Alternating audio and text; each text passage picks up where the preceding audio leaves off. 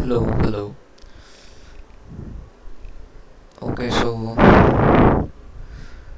today we will get to know about two things. One is the abnormality in ARP protocol, which stands for Address Resolution Protocol, and the other thing is networks, various types of networks, and how they can be attacked. So, first of all, let's talk about the ARP protocol. ARP protocol is a simple protocol used to map IP address of a machine to its MAC address. So basically, the thing is that what happens is, let's say we have two machines. We have a router, and we have another machine D. So this D machine wants to connect to this router, so it will do this through the ARP protocol, in which this machine will tell its IP address to the router, and the same will be done by the router to the machine. So that is how they exchange the IP address, and when they exchange it, they also tell the MAC address with that. So how this ARP protocol is not so secure is that it tells the MAC address along with the IP address, and that is how a man can use it, can exploit this thing to become a man in the middle. So basically, what it what a person can do is he can this let's say this is a victim computer. So it has a IP of 10026, right? So we this person will actually pretend to be the router for the victim, and it will also pretend to be the victim for the router. So it will become the man in the middle. So first of all, it asks for the IP of the victim. When it does that, the machine returns the victim machine only. It will return an acknowledgement along with its MAC address. As you can see, I have this IP address and my MAC is this. Simply, it will be only done by the C, that is a victim one, and same can be done with the router also. So by doing this, the person can become the man in the middle. So a typical network is basically, a victim. He requests and gets responses from the access point, that is the router, and goes to the internet. Same is for hacker. Now, in order to become a man in the middle or to exploit the ARP protocol, one has to already be connected to the same network as the victim is connected to. So yeah, that is it. Because if you are not connected to the same network, the access point will refuse to accept your request. It will not even consider it. So it is like that. So yeah, so basically it will tell the victim that I have router's MAC address, right?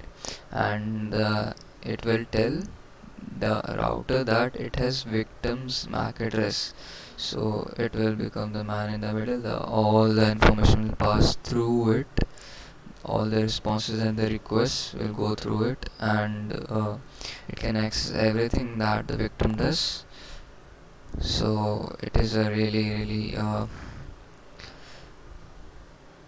dangerous attack when the person is connected to the same network as the victim is.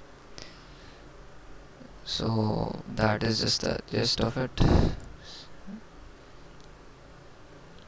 So now there are two things: ARP spoof and basically man in the middle framework. These are two frameworks that are used to do that. Basically they are Linux command. So let's do one thing. If I try fconfig, I will get the IP address of my device. It says this in net 10.0.2.15. This is the IP address of my virtual machine, virtual Linux machine. Right now, if I go for ARP-A, this gives me the IP address of the gateway that are connected. So this is the gateway 10.0.2.1. This is the default gateway through which basically my internet is connected to. DTH0 is the interface that is connected to the internet right now. So yeah, that is it. So we know the address of the gateway or the router basically, and we know our address also. Similarly, we can find the address of the uh, you know and the address of the victim through the same similar command, or we can find out who are the machines that are connected to that specific network. There are Linux commands for that, and we can do that easily. So that is it about it. Now this framework, that is the man in the middle framework, is a framework which can actually bypass the DNS. It can even the HTTPS, which is the secure HTTP version, can't protect itself from this attack. And this is a really bad glitch in ARP protocol. So that is a problem. And there is just one protocol, that is HSTS.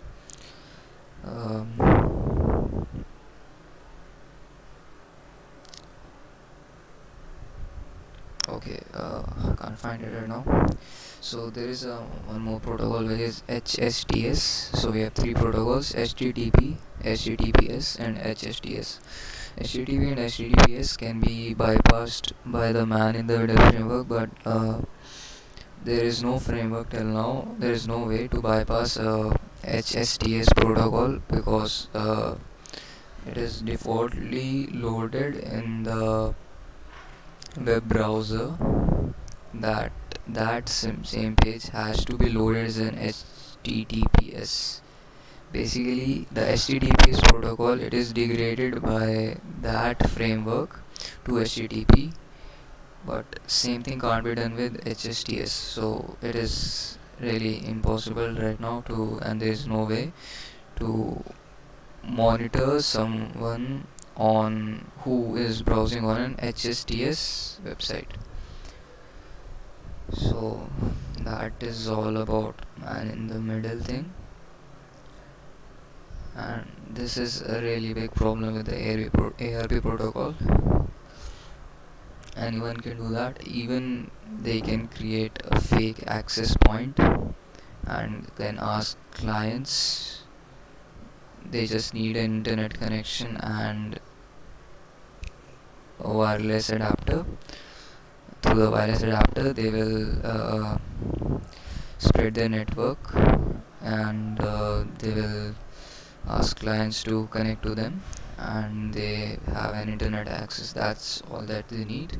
They can even make that fake access point and need not become a man in the middle. Instead they can be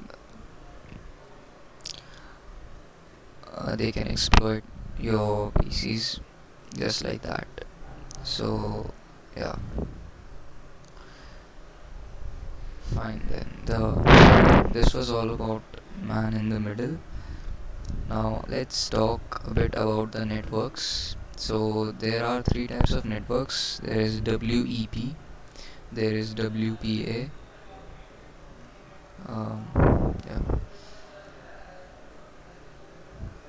okay.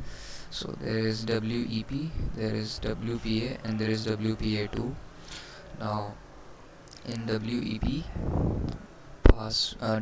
is actually not a secure network because anyone can crack it. So basically, a person has to generate it. First of all, the WEP Wi-Fi or network should have some.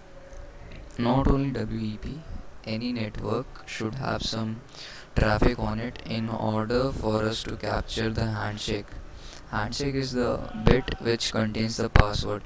So yeah, now it is the password is clearly visible in the handshake once we obtain it in WEP1. Once we capture the handshake in WEP Wi-Fi, then we simply have the password, but it is encrypted and we can decrypt it using Wireshark or any other tool. Now coming to WP and WPA2, they are a lot secure network, and basically uh, the password is not uh, as it is basically more secure than that, and we can't simply visit it just like in the case of WEP. So in WPA and WPA2 we use the hit and trial method, that is basically called as brute force. We check the we make a word list with a number of possible password that we think could be possible, and we check each one of them one by one. And it is a really lengthy process, that's why they are really advanced, and one is to make a password that is quite that has a lot of characters, upper lower case, special characters, numbers, all that should be included, because once you do that, it's really difficult to guess your password, and uh, it is, yeah, really difficult. And even if one tries to do that, uh, then he needs a supercomputer with the capability of more than 20 to 30 terabytes of storage, and that is really difficult. So yeah, these are basically how we create a word list in Linux. So basically we use the command called as crunch. The first letter here tells you the minimum length of the password. Second letter tells the maximum length of password. So this is basically an example. And then I word list means it will be the file name will be word list, and dash t is a command to tell the specific characters. For example, I can say that the password should start with A and it should end with B, so I can write that. And so these are the passwords generated, all start from A and end with B, and they all have these characters, right? So a lot of characters will be generated through that. So that is it. Now